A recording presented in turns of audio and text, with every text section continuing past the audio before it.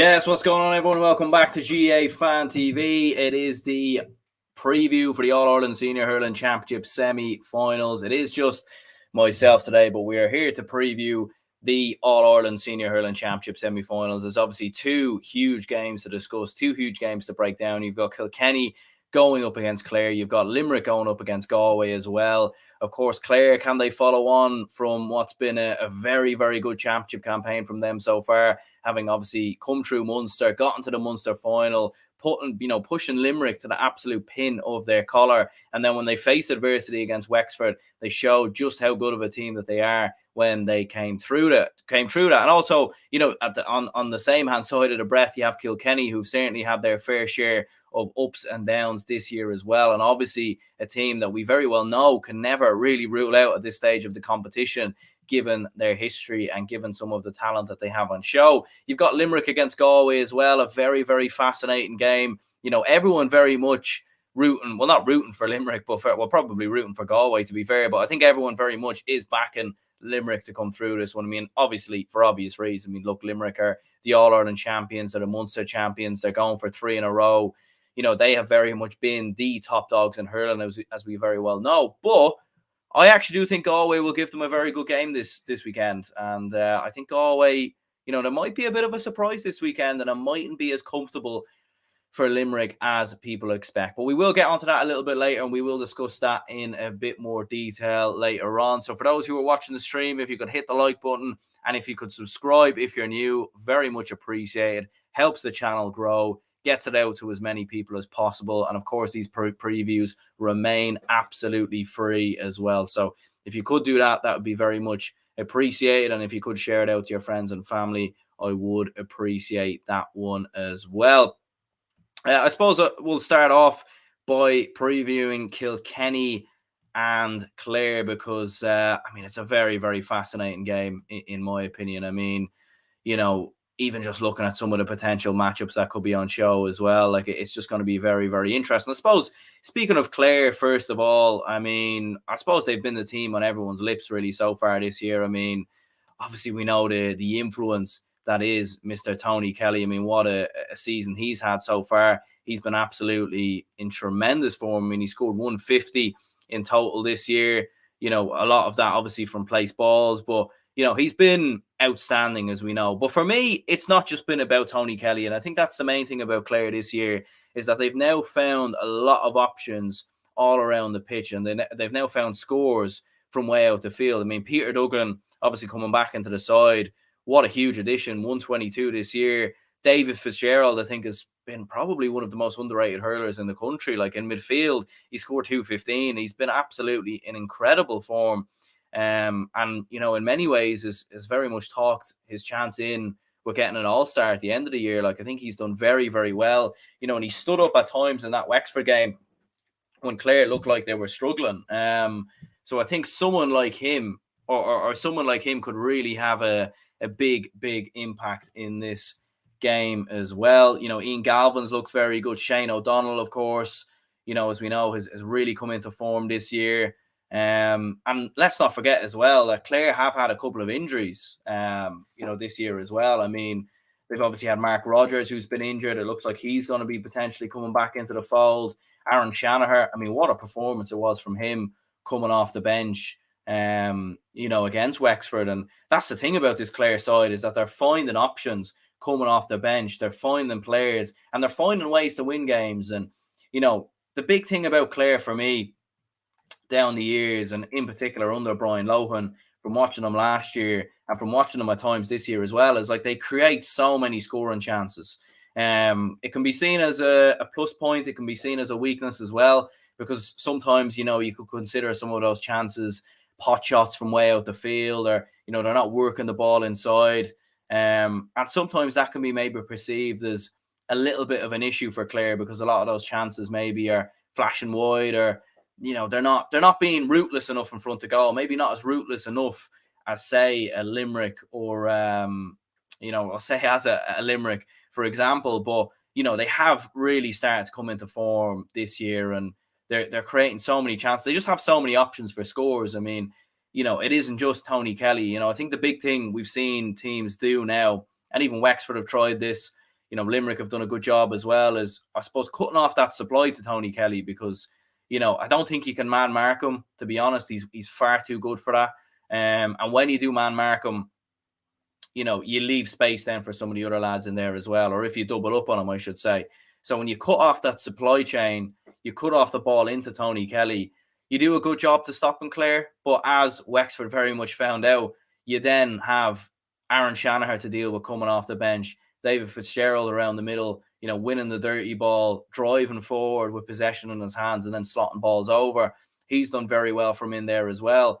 You've got John Conlon, who's looked very good. And now if you add that in and you've got Mark Rogers potentially coming into the side as well, I think Clare are looking a very, very dangerous proposition, in my opinion. Now, I suppose, I was kind of thinking leading into this preview, I mean, what kind of negatives have we found with Clare? And I suppose, as I've said, the shooting sometimes can be maybe a bit of an issue, going for shots from, way out the field. But I actually nearly see that more as a positive because I think they've started to get a lot of that more so right this year.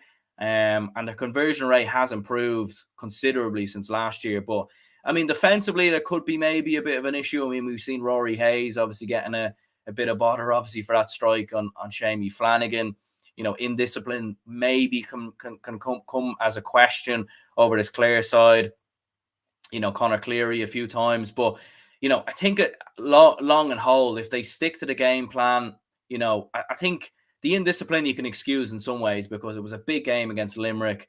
It was a massive game. It was a derby game. There was so much on the line for Clare, so much on the line for both sides. So, it's one of those things where it is a young Clare side in some respects. I mean, they've a lot of experience in the side, but at the same time, it's a lot of lads who wouldn't have played in big games as they would have played in previously. So, that will be something they'll have to work on. I mean, especially for the likes of Rory Hayes and Conor Cleary, who, be going up there against the likes of Owen Cody and TJ Reid, that will be a big sort of play for Clare, and that will be certainly something that they will have to watch out for, in my opinion. Sean says here, defending from Clare started a bit messy last game. They changed their cornerback 5 minutes in. And yeah, that could be an issue. Obviously, you've seen the opening goal as well. I suppose for Clare, the thing that I think they do now have coming into this as opposed to Kilkenny is, I think that quarter-final win against Wexford will really stand to them because, they had, because I was a bit worried for them going into that game against Wexford, to be honest, because it was such a mentally draining experience, I'd imagine. And to come through that against Limerick, obviously get beaten extra time, that would have almost been like an All-Ireland final in some respects, such a huge game. And then have to get yourself back up for it 2 weeks later against Wexford, big game. And they started slow. Wexford were coming in probably with more momentum, having obviously beat Kilkenny in the last game of the Leinster round robin. But to be fair to them, they came up trumps. They came through that adversity. And I think that will stand to them going into this game against Kilkenny because I think they will start very, very fast. For Kilkenny, on the other hand side, they're a side that they're a hard team to discuss in some respects because, they've got some of the most skillful, the most talented hurlers in the country, and the likes of TJ Reid, Owen Cody, Adrian Mullins looked very good this year. He's hit 20 points in total. Alan Murphy with 15. And they've still got familiar faces in there. The likes of Walter Walsh, for example. I mean, he's hit 110 this year. So they've got a lot of players all around the field. But I don't know what it is about them sometimes, but they've looked very inconsistent at times this year. They've put in some big results and some big performances, but then they've left a couple of games behind them. Finishing wise at the end of games, I think has maybe been a bit of bother for them, which is weird because you don't really normally see that with Kilkenny. I think from a positive point of view, though, defensively, they have looked very good. I mean, Mikey Butler has been outstanding coming into the side this year. Hugh Lawler, as we very well know, outstanding, obviously, in there a fullback. So that fullback line is very sturdy from a Kilkenny point of view, and that maybe could be something that could stand to them. I suppose the other thing that could stand to them is they are a side that's used to playing in Croke Park week in, week out.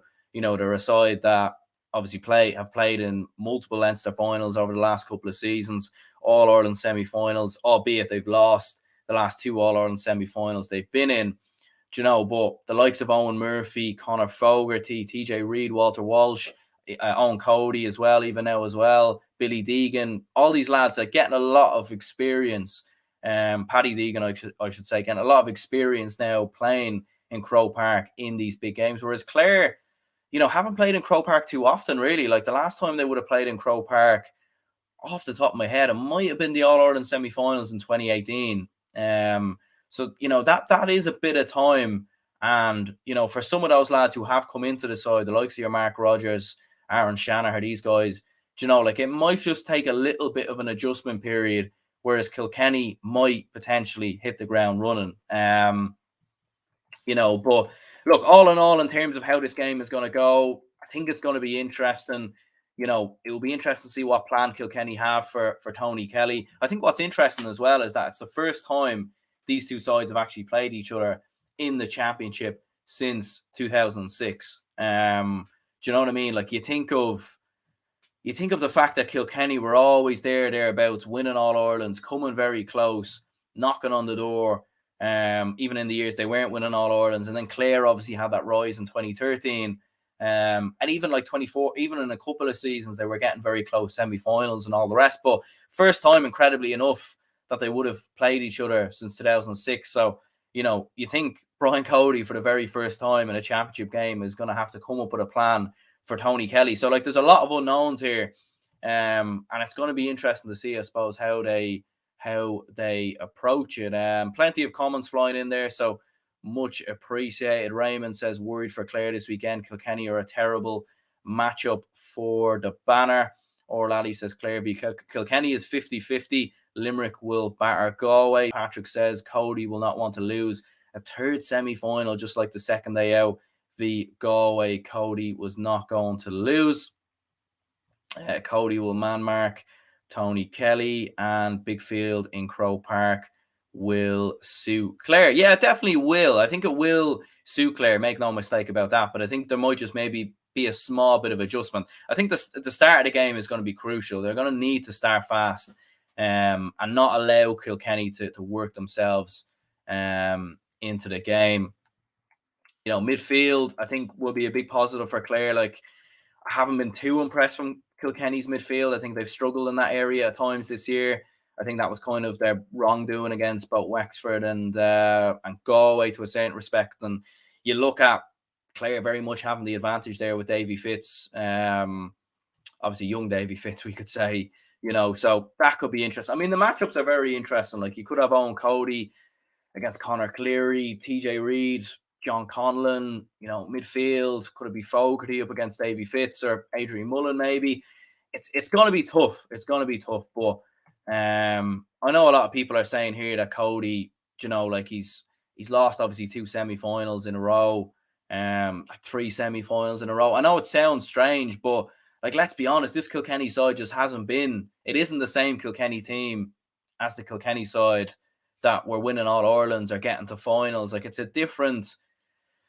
It's got similar players and all the rest with TJ Reid and obviously Owen Cody who's come through, and obviously there's been a bit of a turnover, but no one thought Kilkenny would lose 2 semi-finals in a row when they played Cork last year. Who's to say they don't lose 3 semi-finals in a row? And I just think Clare, they're going to be too hot to handle for Kilkenny. Like, I think they've way too many fires to put out. Like, you're trying to stop Tony Kelly. But then if you do that, like even against Wexford, I don't even think Tony Kelly had a great game, to be honest. It looked like he was nursing an injury. And even Peter Duggan didn't have his best game. But then you have other lads who are stepping up. And I think that's the problem for me that I think Kilkenny are going to be faced with. And then around the middle as well could be a bit of an issue. Del Boy says, what's the crack, people? Hope all is well.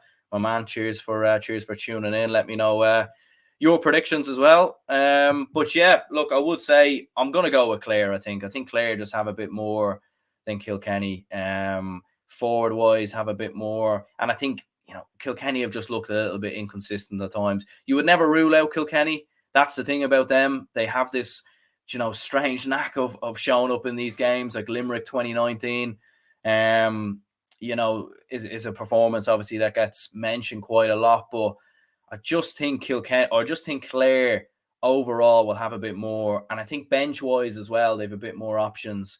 So for that reason, I'm going to back Clare by 3 points. But look, I think it'll be a very, very fascinating game, and you would never rule out Owen Cody. And if he comes up with some sort of master plan to stop this Clare team, it wouldn't be too surprising. But what I would say is Clare definitely need to start fast. I mean, that needs to be crucial, because I think if they start slow, I think for both sides really, I think they need to start fast for either one who really wants to progress, I suppose, shall we say. Moving on, then you've obviously got the other semi-final, which in most people's opinion would certainly be unanimous towards Limerick. And Galway haven't looked great at times this year, which is strange.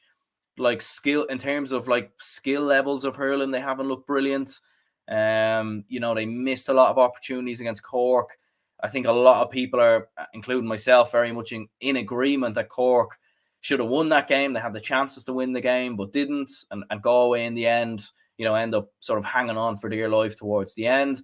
It's a hard one to know at Galway, because I don't really know where they're at, to be honest. Like they've had some good performances throughout the Leinster round robin, but even at times, like they've had some moments where they've sort of just sleepwalked through games. Like against Dublin, they didn't look brilliant, but they put them to arm's length. Like Dublin never looked like coming back in that game at all. Against Wexford, they had that game home and hosed and sort of left it behind them.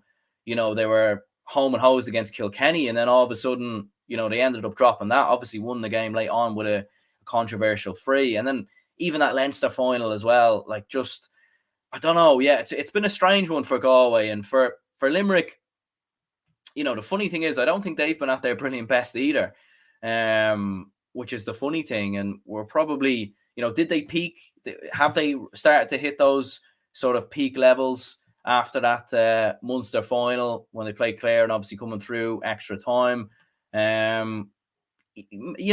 hard to know. It's hard to know. I think the standard has been set so high for Limerick that or the bar has been set so high that it's so hard for them to reach it year in, year out. I suppose the big talk is that Cian Lynch, from what I've heard and from what I suppose a lot of people have heard, is that he's going to be back in the team. He's going to play some part in the game. I'd be surprised if he starts, to be honest, but because I think they should be okay even if he doesn't start. I think having him in reserve on the bench, I think, could be crucial. It'd be interesting to see what way Carl Hayes plays. Like he's played obviously in the full forward line this year. He's going to play the corner forward. And I would prefer to see him back in the wing back position, or even in around midfield. I think he does a much better job there. But I think the big thing for Limerick, in my opinion, this year is, yes, they've been brilliant, obviously attacking wise. Like Aaron Gallan is probably a shout for hurler of the year. Like he scored 332 so far this year, 312 of which have been from play. He's been outstanding. Tom Morrissey, Shamie Flanagan, Cathal O'Neill's added another dimension to this side at times as well. He's looked very good. But defensively, they've looked very solid. Like, they've only conceded 3 goals and 114 points, which is, a very good average. If you average that up, that's a very good margin. And like Barry Nash has been incredible, I felt, this year as well. Like he's another potential contender for hurler of the year. In my opinion, he's looked absolutely brilliant. So, obviously, what's Galway's plans going to be going in there? Like Joseph Cooney's looked very good, Conor Cooney as well. It's hard to know. To be honest, how Galway managed to sort of stop this Galway side. In my opinion, I can't wait for the Clare v Kilkenny game. I'm going for Clare. I reckon Cody walks this year. It's hard to know. Like the thing about Brian Cody, is every time we think he's going to walk away or he's going to step away from the panel, he sort of just sticks around. He's like that fella at a nightclub that you just can't get rid of, when you're there, or you're at the pub with a few lads and one fella's had one too many drinks and you're like, it's time to go home. You know, like Cody he's finding ways to stick around year in, year out. Patrick says, I don't buy Limerick are going to beat Galway. Well, Galway will turn up and go man on man, a bit like Clare v Limerick. Do you know what? And I'd actually agree with that. I think there's an old expression, styles make fights, and Galway have always matched up really well to this Limerick side. 2020, there was only a puck of a ball going into it, going down the home stretch. And that's actually been one of Limerick's closest championship games. Like, it was only within 4 points, I think, in the end. You think 2018, all right, Limerick had a huge lead, an 8-point lead going into injury time. Galway bring it back to a point. Obviously, Limerick hang on and win the All-Ireland. But like, Galway physically, I think they could match up to Limerick quite well. And that maybe could cause them a couple of problems, in my opinion, potentially. But I suppose at the same time, like, Limerick just always find a way. They just always find a way. Orlally says, call me salty. Cork fan, but Galway weren't good at all against us. We were just worse and missed too many chances. Saw nothing from Galway that suggests they will even give Limerick a game. Yeah, like, I think, I don't know if the quality levels are quite there from Galway, but what you would give them quality for, especially under Henry Shefflin, is they have that bite in them. Like, they have that fight in them. I've seen it a couple of times in the Leinster round robin, and even in that Cork game as well, to see that game through a Galway side of a few years ago, even though I know they won the All-Ireland in 2017, but a lot of the time, I suppose the big thing about Galway was that they sort of had a soft underbelly in some respects, and there might have been an argument that they might have folded, but they didn't. So I think you've got to give them credit. Sean says Connor Whelan dangerous up in the corner. Yeah, I mean he's been fantastic so far for Galway. 216 this year, all of which from play. Could it be Barry Nash picking him up? That would be a tasty matchup, in my opinion. Tom Monaghan's been a great addition to the Galway side with 15 points. Obviously, Keenan Fahy with 110. You're still looking for more from Brian Concannon, 110 from him this year as well. So, going to be a very, very close game, in my opinion. I don't think it's going to be as convincing for Limerick as what people expect. But whatever Galway throw at them, I still fancy Limerick to come through it, in whatever way possible. Because the thing is about Limerick, and the thing is about John Kiley and Paul Kinnerk, they're the best management team in the GAA, in my opinion, because, in-game decisions, in-game management, they find a way. When the goings got tough against Waterford in the last couple of years, they'll put a spare man in midfield to try to take out the influence of Jamie Barron, or, they'll push Kyle Hayes further up the pitch just to have a bit more of an impact. They always seem to find ways, and they'll make big changes in games that probably seem quite subtle and people might not be able to see, but that's why I think they will find a way to come through this. And I'd probably say Limerick by 4. I think 4 points should be enough, but I'm hoping this is a cracking game of hurling, because I think if Galway show up in the way that I feel that they can, and with Joseph Cooney and Connor Cooney as well, Joseph Cooney's been outstanding this year as well, hitting 217. If he can be at the races, and Galway just, because they've lacked accuracy, I think, at times this year. That's been sort of their issue, like in front of goal. At times they've lacked accuracy against Kilkenny in that Leinster final, even in the what other game, I think, even against Cork as well. Like, the accuracy just hasn't quite been there, and maybe they've gotten a little bit of luck en route to this point, but we'll obviously have to wait and see. But yeah, Orlally says, I hope Galway win, but think Limerick comfortably. Yeah, I'm going to go with Limerick in the end to come through by 4 points. But look, I think it should be a cracking weekend of hurling. Like, you have some very interesting matchups on both sides of the field, and after obviously having watched the football quarterfinals last weekend, I mean, they were absolutely outstanding. So hopefully we can get something like that this weekend. But yeah, I'm going to go with Clare to get the victory. I'm going to go with Limerick to get the victory as well. Limerick versus Clare, All-Ireland final. I mean, Jesus, I think the country would nearly have to, there'd have to be a bank holiday, I think, the next day, to be honest, because Jesus, that even the thought of that, I think yeah, I think for all Limerick and Clare people, if that happens, I think there'll be a lot of businesses out of service on Monday. Let's just say that, especially on that border as well. Be very, very, very tense. But yeah, let me know your predictions in the comments down below. Cheers to anyone who tuned in there. If you could subscribe, if you haven't already, be much appreciated. Hit the like button as well. There will be match reactions out for both games as well. I will be at a christening for the Clare Kilkenny game. So yeah, I don't know if it'll be a drunken match reaction or something, but we'll try. Yeah, we'll have to try figure that out somehow, but we'll see what happens there. I suppose lastly, we'll read out this comment. Raven says, we don't know about Galway because we don't know how good Cork were in previous round. If Cork were improving, Galway are much closer to Limerick than people think. Yeah, there's just a lot of unknowns about Galway because, when they're at it, they're very, very good, but they haven't really been at it much in the last, since they won the All-Ireland, really, since 2018. That's the problem, is they can be hot or cold. And when they're hot, they're very good. But when they're cold, they're just absolutely miserable, and that's the problem, is Limerick can play poorly, but still win games and still kind of look good. Even Clare at times, when they play a little poorly, they can still find a way to come through games. When Galway play poorly, they just get beat. And sometimes that's the reason why we've seen them beaten by the likes of Dublin in the last couple of seasons and things like that. And I think that's kind of been a bit of an issue. But yeah, we'll go ahead and wrap this up here anyway. Cheers to anyone who tuned in. Stay tuned for the reactions at the weekend, and